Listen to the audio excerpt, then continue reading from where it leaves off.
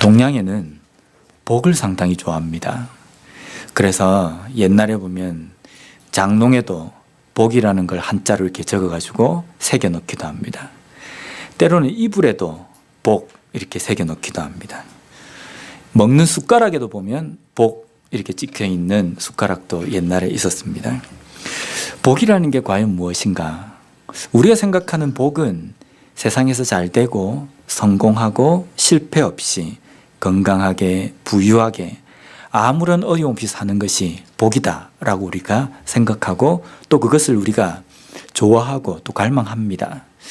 그러면 성경에서 이야기하는 복은 우리가 세상에서 생각하는 이 복과 같은 것인가 아니면 그렇지 못한가? 우리가 기도할 때마다 하나님 앞에 그러지 않습니까? 하나님 우리에게 복 좀 주십시오 라고 기도를 하는데 우리가 달라고 하는 그 복과 성경에서 내가 너희들에게 약속한 복을 주겠다라고 이야기하시는 하나님께서 약속하신 복과 같은지 다른지 오늘 말씀을 통해서 한번 살펴봤으면 좋겠습니다. 먼저 복을 살피기 전에요. 복 이러면 제일 먼저 생각나는 것이 신약성경 마태복음 5장에 나와 있는 팔복입니다. 거기는 복이 하나만 있는 것이 아니라 8가지가 있다라고 해서 팔복, 8가지 복이라고 이야기합니다. 예수님께서 직접 말씀하신 것이거든요. 이런 사람은 복 있는 사람이다. 이렇게 행하는 사람은 복이 있는 사람이다. 그래서 예수님께서 말씀하신 복이기 때문에 이 마태복음 5장에 나와 있는 이 복은 아마 성경에서 이야기하는 확실한 복일 겁니다. 그러면 예수님께서 말씀하신 그 팔복의 복을 살펴보면요. 첫 번째 보면 심령이 가난한 자는 복이 있다라는 겁니다. 심령이 가난해서 내 거를 움켜쥐지 않고 내 거 다 퍼주고 내 마음이 가난하여져서 세상에서는 뭔가 잡으려고 하지 않는 사람, 저 천국에 보이지 않는 저 천국에 소망을 두고 그것을 온전히 붙드는 사람은 복이 있다는 겁니다. 또 어떤 사람이 복이 있냐면요. 애통하는 자가 복이 있다는 겁니다. 세상 가운데서 마음이 너무 안타까워서 매번 가슴을 치면서 우는 사람, 세상을 향해서 어떤 영혼을 향해서 안타까워서 울고 가슴을 치는 사람은 복이 있다는 겁니다. 또 어떤 복을 이야기합니까? 핍박받는 사람이 복이 있다는 겁니다. 채찍 맞고 다른 사람에게 저주를 받고 다른 사람에게 욕을 당하는 그런 사람이 복이 있다는 겁니다. 이 세 가지만, 8개 중에 이 세 가지만 살펴봐도 우리가 생각하는 복하고는 좀 틀립니다. 가난하고 애통하고 핍박받고 아마 우리 세상의 기준으로 보면요. 지지리도 어려운 삶이라고 이야기할 겁니다. 어떻게 저 사람은 삶이 저렇게도 안 풀리는 걸까? 복하고는 전혀 관계가 없다라고 이야기할 겁니다. 그런데 이 복은 세상 어떤 사람이 이야기한 복이 아니라 예수님께서 말씀하신 복입니다. 그렇기 때문에 우리가 이 마태복음 5장에 나와 있는 이 팔복만 보더라도 우리가 세상에서 생각하는 장롱에도 새기고 숟가락에도 새기고 이불에도 새겨가지고 어떻게 해서든 내 삶에 복이 있기를 원하는 그 복과 성경에서 이야기하는 하나님이 우리에게 복 주시겠다고 이야기하시는 그 복과는 다르다는 것을 우리가 먼저 깨달아야 됩니다. 오늘 본문에도 사도 바울은 에베소 교회 성도들에게 복에 대해서 이야기하고 있습니다. 제가 처음 결혼을 해가지고 아이를 낳았습니다. 아이를 낳아가지고 밥을 먹이는데 밥을 잘 먹질 않으면요. 야, 이거 먹어야 키가 쑥 자란다. 그러면 막내 머시매는 잘 먹습니다. 키가 자란다니까요. 근데 어느 순간인가 제가 밥을 주다가 이거 먹어야지 키가 큰다라고 이야기하는데 설득력이 없을 때가 있습니다. 언제입니까? 그 아이가 저보다 키가 커 있을 때입니다. 그 아이가 저보다 키가 커 있는데 밥 숟갈을 두고 야, 이걸 잘 먹어야지 너가 키가 큰다라고 할 때 그 아이가 저를 쳐다봅니다. 아버지는 뭐 한다고 키가 그렇게 크지 않았느냐라는 겁니다. 그렇게 잘 먹으면 키 큰다고 한다면 나보다 키가 커 있어야 되는데 왜 아버지는 키가 작으면서 왜 나에게 그것을 이야기하느냐라는 겁니다. 복 받아라. 복이 있어야 한다라고 이야기하려고 하면요. 적어도 사도 바울이 에베소 교회 성도들보다 좋은 입장에 서 있어야지만이 복에 대해서 이야기할 수 있습니다. 근데 지금 사도 바울은 어디에서 이 에베소서를 기록하고 있습니까? 감옥입니다. 감옥에서 춥고 배고프고 자유가 없는 그 상황 가운데에 자유롭고 먹을 것 잘 먹고 삶을 잘 살고 있는 에베소 그 성도들에게 편지를 쓰면서 복에 대해서 논하고 있다는 겁니다. 설득력이 있겠습니까? 없겠습니까? 우리가 생각하는 기준으로는 없습니다. 복에 대해서 이야기하려면 당신이나 잘 살아 라고 이야기 들을 만한 이야기입니다. 근데 감옥에 있는 자유롭지 못한 추위와 고통과 싸우고 있는 바울이 감히 감옥에서 자유로운 감옥 밖에 있는 에베소 교인들에게 복을 이야기한다는 것은 우리가 생각하는 그 복과 다른 성경에서 이야기하는 하나님께서 우리에게 약속하신 그 복에 대해서 에베소 교인들에게 이야기하고 있다는 것을 우리가 알아야 된다는 겁니다. 그러면 에베소 교인들에게 말하고 있는 사도 바울이 이야기하는 그 복은 무엇인가? 3절 말씀을 한번 보겠습니다.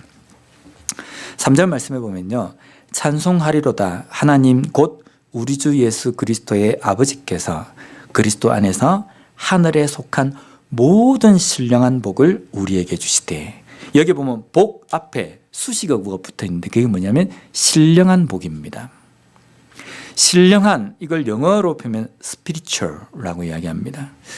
이 세상 가운데에 우리가 살아가는 삶 속에 신령한 것, 거룩하고 구별된 것이 존재합니까? 존재하지 않습니다. 왜냐하면 우리는 이미 타락한, 전적으로 타락한 죄인들이기 때문에 우리 스스로 서 있는 그곳에는요, 절대로 거룩하고 구별되고 깨끗하고 뭔가 영적이고 이런 것들이, 신령한 것들이 존재하지 않습니다. 그러면 사도 바울이 우리가 살아가는 이 삶 속에서 복을 이야기하는데 신령한 복이라고 이야기하는 것은 우리가 사는 삶 속에서 신령해질 수 있는 방법이 단 한 가지가 있습니다. 그것은 무엇입니까? 성령에 의해서만 가능하다는 겁니다. 성령께서 우리를 인치시고 우리와 함께 하실 때에 우리는 신령한 존재가 되는 겁니다. 그래서 여기에 이야기하는 신령한 복은 성령으로 인하여서 우리에게 오게 되는 것, 그것을 지금 이야기하는 겁니다. 두 번째로 오늘 복을 하늘에 속한 복이라고 이야기합니다. 하늘에 속했다라는 뜻은, 하늘은 어떤 의미입니까? 하나님이 계신 곳, 하나님이 다스리신 곳을 우리가 하늘, 천국, 하나님의 나라라고 이야기합니다. 그러면 하늘에 속한 복이다라는 것은 소유권이 어디에 있는 겁니까? 하나님께 있다는 겁니다. 그래서 지금부터 그리스도인이 받고 누려야 될 그 복은 소유권이 하나님께 있는 복이라는 겁니다. 소유권이 하나님께 있다고 한다는 것은 하나님만이 그 복을 주실 수 있다는 겁니다. 세상 그 어디에서 이 복을 내가 한번 구해보려고, 이 복을 내가 한번 얻어보려고 노력을 해도 얻을 수 없다는 겁니다. 오직 하나님께서 주셔야지만이, 하나님께서 성령으로 인하여서 우리에게 주셔야지만이 얻을 수 있는 그 복이 신령한 복이다라는 겁니다. 이제 점점 궁금해지지 않습니까? 성령에 의해서 하나님만이 주실 수 있는 그 복이 무엇일까? 세 번째로 보면 그리스도 안에서 우리에게 주시는 복이라고 이야기합니다. 그리스도 안에서. 어떻게 우리에게 그리스도 안에서 주어진 복, 그것이 신령한 복인가? 4절 말씀에부터 기록하고 있습니다. 곧 창세전에 그리스도 안에서 우리를 택하사 우리로 사랑 안에서 그 앞에 거룩하고 흠이 없게 하시려고. 인간이 타락을 했습니다. 인간이 타락했다라는 것은 죄 하나 지었다는 그 의미하고 틀립니다. 인간이 타락했다는 것은 하나님과 원수관계가 있다는 겁니다. 원수가 어떤 겁니까? 서로 죽이려고 눈에 불을 켜고 이렇게 버티고 있는 그 관계가 원수관계지 않습니까?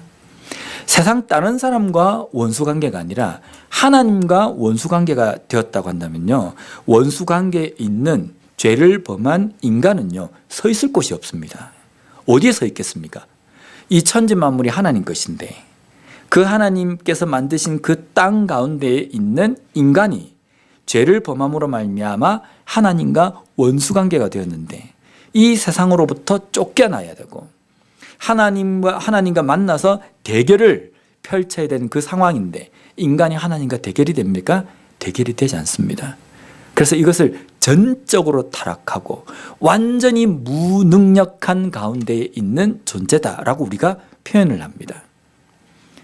근데 인간이 그런 전적으로 타락해서 무능력한 존재가 되어버렸기 때문에요, 이거를 다시금 회복시키기 위해서는 능력도 없고 힘도 없고 지혜도 없고 어떤 방법도 모르는 상황입니다. 하나님께서는 이 타락한 인간을 내치셔도 아무런 하나님의 그 존재에는 전혀 해가 되지 않습니다. 왜냐하면 하나님께서 인간과 약속하셨거든요. 너희들이 내 말을 순종할 때에 내 은혜 가운데 영원히 살게 될 것이다 라고 약속을 하셨는데 인간이 먼저 그 언약을 파괴해버린 겁니다. 만약에 이 언약을 파괴하면 내가 너희들을 죽여버리겠다, 영원한 멸망 가운데 너희를 던져넣겠다 라고 하셨는데 어겼거든요. 그래서 하나님은, 신실하신 하나님은 그 약속대로 인간을 다 멸망 가운데 내버려 두셔도 공의의 하나님, 사랑의 하나님, 이름에 어떤 흠이 가지 않습니다. 그래서 인간은 완전히 버림받은 존재가 되었다는 겁니다. 그런데 하나님께서는 긍휼을 베푸셔서, 사랑을 베푸셔서 이 인간을 구원하시기로 작정하셨습니다. 그 작정을 언제 하셨느냐? 창세전에 하셨다라는 이 표현 때문에 여러 가지 신학적으로 논쟁이 많이 있습니다. 창세전에 하셨다. 그래서 창조하기 이전에 인간을 구원하려고 작정하셨느냐? 아니면 창조 후에 인간이 타락하고 난 다음에 인간을 구원하기로 작정하셨느냐? 창세전이라는 이 말 때문에 그 전이냐 그 이후냐 여기에 대해 말이 많거든요. 근데 하나님께는 하루가 무엇과 같습니까? 1000년 같고 1000년이 하루와 같습니다. 그러면 하나님은 시간의 제재를 받으시는 분입니까? 받지 않으시는 분입니까? 받지 않으시는 분이라는 겁니다. 그러면 하나님께서 표현을 쓰실 때에 창세전에 계획했다라는 이 표현은요, 하나님의 단독적으로 아주 오래전부터, 인간이 의식하기 이전부터 하나님께서 이 계획을 소중하게 작정하셨다는 것이 이 말씀에 들어있는 뜻입니다. 시간적인 개념으로 창조하기 이전이냐 이후 이것을 따지는 것은 우리 인간이지만 하나님께서 창조전에, 창세전에 우리를 선택하셨다는 것은요, 그만큼 인간을 선택하시는 이것이, 인간을 구원하시기로 작정하신 이 계획이 너무나도 소중하기 때문에 창조 이것보다 더욱더 소중하게 생각하고 우리를 선택하셨다는 것이 이 표현에 들어있는 겁니다. 창세전에 우리를 구원하시기로 작정하셨다는 겁니다. 그리고 무엇을 통해서 그 구원을 이루셨습니까? 예수 그리스도를 통해서입니다. 독생자 하나뿐인 외아들 이렇게 표현하지만 실제 성자 하나님이 하나님의, 성부 하나님의 아들은 아닙니다. 삼위 하나님은 동등하신 분입니다. 근데 왜 이 성자 하나님을 외아들이라고 표현하냐면요, 인간의 관계 속에서 가장 끈끈하고 끊을 수 없는 그 관계를 설명하시기 위해서 아버지와 아들의 관계를 이야기하신 겁니다. 그렇다고 해서 성부 하나님은 힘이 권력적으로 1위에 있고 2위가 성자 하나님이고 3위가 성령 하나님, 이 의미는 아닙니다. 이건 삼위일체 개념에 어긋나는 겁니다. 성부, 성자, 성령은 모든 권능과 능력이 동등하신 분입니다.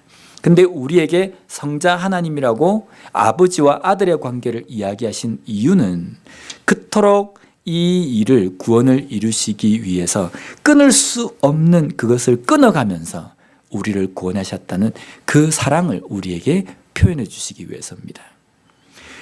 그 성자 하나님께서 친히 육신의 몸을 입고 이 땅에 오셔서 우리의 죄값을 위해서 대신 죽어주셨습니다.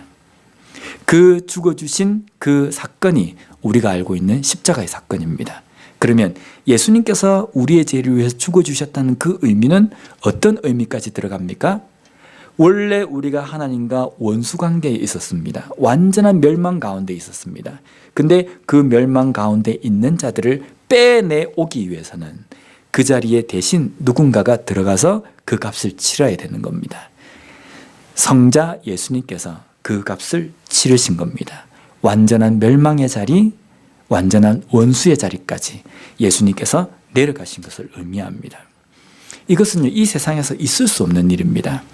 그래서 신학에서는요, 세상에서 가장 큰 기적이 무엇이냐라고 이야기하면 홍해가 갈라지고 하늘에서 만나가 내리고 메추라기가 뚝뚝 떨어지는 이 기적보다 더 큰 기적은 하나님께서 신이 친히 육신의 몸을 입고 인간이 되신 것이 기적 중에 기적이라고 이야기합니다. 왜냐하면 있을 수 없기 때문입니다. 있을 수 없는 그 일을 성자 하나님께서 친히 이루셨습니다. 무엇 때문입니까? 이유는 단 하나입니다.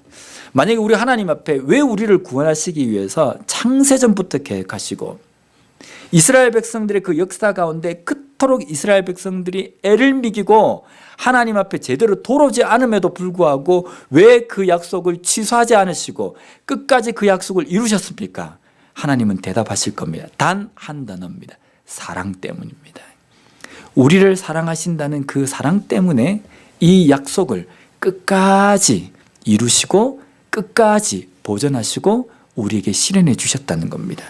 이것이 우리에게 주신 하늘로부터 내려온 성령으로 인하여서 누리게 되고 그리스도 안에서 우리가 받게 된 복, 신령한 복이라는 겁니다.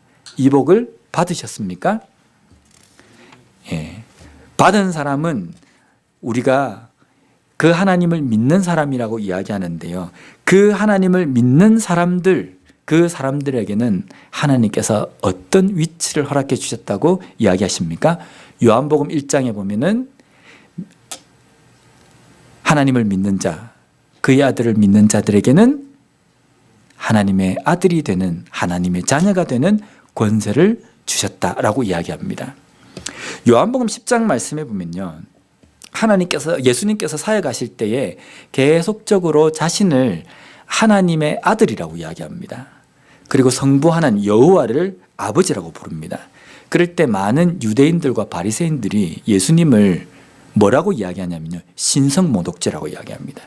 왜 신성모독죄라고 하냐면요, 어떻게 네가 전능하신 하나님의 아들이라고 이야기해서 하나님의 위신을 깎아내리냐는 겁니다. 하나님이 신이신데 어떻게 네가 너 같은 인간이 하나님을 아버지라고 부르면서 너가 아들이라고 이야기할 수 있느냐. 이것은 신성모독에 해당한다라고 이야기할 때에 예수님께서는 구약에 있는 성경을 인용하시면서 너희들이 이야기하는 그 내용이 모순되고 잘못됐다는 것을 가르쳐 주십니다. 그 인용하신 내용이 시편 82편 6절 말씀입니다. 내가 말하기를 너희는 신들이며 다 지존자의 아들들이라 하였으나, 예수님께서는 이 시편 말씀을 인용하시면서 이것을 다시 해석하시면서 하나님의 말씀을 받은 사람들은 신이라고 하나님께서 말씀하셨다라고 선포하셨습니다. 하나님의 말씀을 받은 사람, 하나님을 믿는 사람, 이 사람들은 뭐라고 이야기합니까? 신이다라는 겁니다. 하나님을 믿으십니까? 말씀을 붙들고 살아가십니까? 그럼 우리는 무엇입니까? 신이다라는 겁니다. 왜 신이라고 이야기할 수 있습니까? 하나님을 믿는, 아버지 아들을 믿는 모든 사람들에게는 하나님의 자녀가 되는 전세를 주셨거든요. 하나님이 어떤 분이십니까? 신이지 않습니까? 전지전능하신 신의 자녀, 그 자녀들도 신이 되는 겁니다. 그러니까 우리에게 주신 하나님의 자녀가 되는 권세는요, 하나님과 같은 그 신적인 그 권능을 우리에게 주신 그 은혜를 이야기합니다. 그런데 물론 우리가 이 세상에 살아갈 때에는요, 육신의 몸을 입고 살아가기 때문에 우리가 하나님의 자녀가 되었지만 하나님처럼 시공간을 초월하고 모든 죄를 극복하고 이런 존재로 살아갈 수는 없습니다. 시편 82편 7절에 보면 그 내용에 대해서 나옵니다. 우리가 신이라고 불리움을 받지만 이 세상 가운데 여전히 죄를 짓고 실수하고 고통 가운데 살아간다라고 이야기합니다. 언제 우리가 이게 완성이 됩니까? 영화로운 존재, 우리가 죽어서 하나님 품에 안기게 될 때에 그때 우리는 그 영원한 존재로 바뀌어진다는 겁니다. 그래서 우리는 하나님의 자녀, 신의 자녀로서 이 땅의 삶을 살아가는 겁니다. 이게 은혜지 않습니까? 하나님과 완전히 원수되어 있는 관계에 있는 우리들을 돌이켜가지고 그냥 멀찍이서 그냥 살아가도록 해도 감사한 일인데 그 우리를 하나님 품으로 확 끌어당기신 겁니다. 우리는 올 수 없는데 하나님께서 우리를 끌어당기신 겁니다. 이것이 은혜라는 겁니다. 그래서 이렇게 주신 이 은혜를 받은 하나님의 자녀, 신의 자녀인 우리들은 이 땅에서 어떻게 삶을 살아야 되나요? 6절 말씀을 보겠습니다. 이는 그가 사랑하시는 자 안에서 우리에게 거저 주시는 바 그의 은혜의 영광을 찬송하게 하려 하는 것이다. 하나님께서 우리에게 주신 이 은혜는 값 없이 주셨습니다. 믿으십니까? 내가 어떤 노력을 했기 때문에 내가 아둥바둥 하나님 앞에 막 이렇게 간절하게 애절하게 막 이렇게 했기 때문에 하나님께서 나에게 주셨다. 절대로 그렇지 않습니다. 나는 무엇을 해야 될지도 모르고 어떤 것을 선택해야 될지도 모르고 이 삶의 해결점을 알지 못하는 상황 가운데에서 하나님께서 우리를 탁 붙잡아서 우리를 주셨다는 겁니다. 그래서 이것을 신학적인 용어로 불가항력적 은혜라고 하는 겁니다. 내가 저항할 수도 없는 하나님의 전적인 능력 가운데 우리에게 주어진 은혜. 그러니까 이게 너무나도 크고 감사한 겁니다. 내가 노력해서 얻었다고 한다면요, 자랑할 것이 있습니다. 근데 내가 노력해서 얻은 것이 아니기 때문에 전적으로 하나님께서 주신 것이기 때문에 자랑할 수가 없는 거예요. 근데 자랑할 수 없지만 자랑할 부분이 있습니다. 무엇을 자랑합니까? 오늘 본문 말씀에 보면 그가 우리를 사랑하셔서 우리에게 주시는 거저 주시는 바 그 은혜의 영광을 찬송하게 한다. 내가 그런 존재인데 하나님께서 그런 존재인 나를 전적으로 선택하셔서 나를 하나님의 자녀로 삼아주시고 신의 자녀로 이 땅의 삶을 살아가게 해주셨다. 이것을 세상 가운데 자랑해야 된다는 겁니다. 그의 영광을 드러내고 내가 가는 어느 곳에든지 하나님의 이 영광을 자랑하고 드러내는 삶을 살아야 된다는 겁니다. 그런 삶을 살아가고 계십니까? 제가 불과 몇 주 전만 해도 오레곤에 살던 사람입니다. 사람들이 미국에 대해서 이야기할 때 미국에는 여러 주가 있지 않습니까? 도시도 있지 않습니까? 그러면 어떤 사람들은 플로리다 주에 있는 거기가 참 좋다라고 이야기할 때 저는 그렇게 이야기해요. 그게 날씨가 좋지만 태풍 한번 몰아치면 거기는 사람 살 곳이 못 된다. 이렇게 이야기합니다.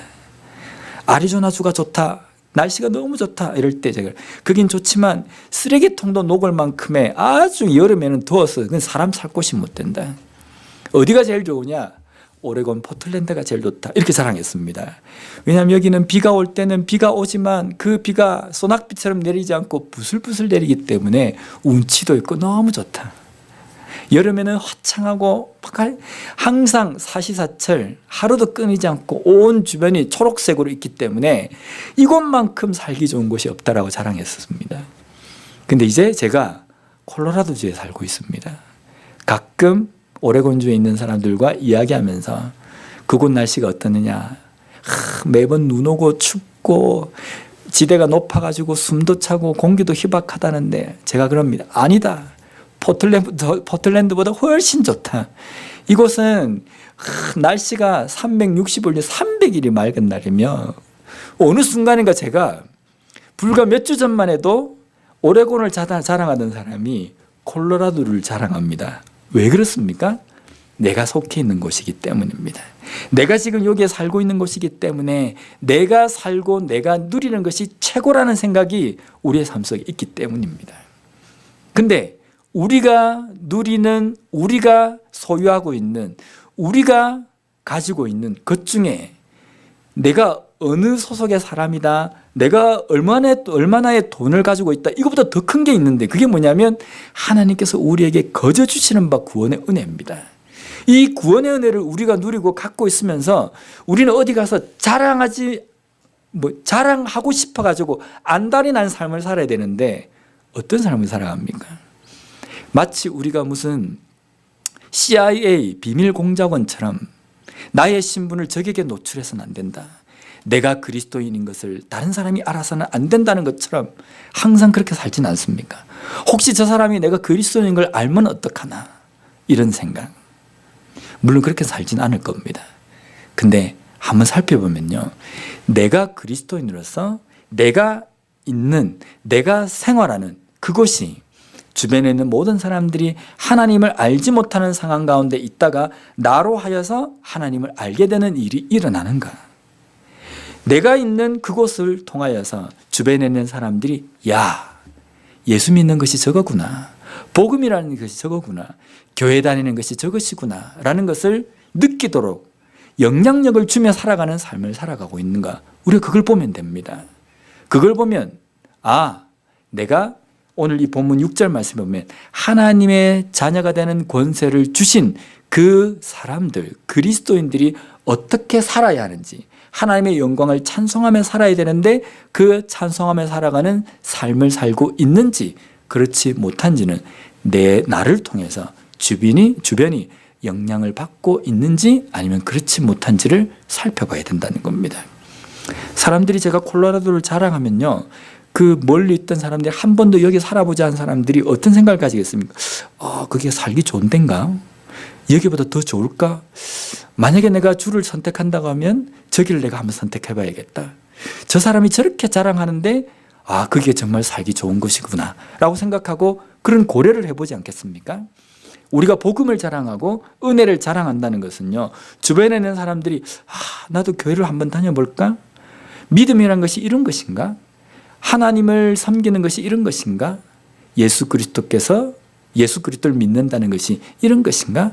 이런 것을 고려하도록 영향력을 주는 것이 바로 하나님의 자녀가 되는 권세를 받은 우리들이 살아가야 될 삶이라는 겁니다.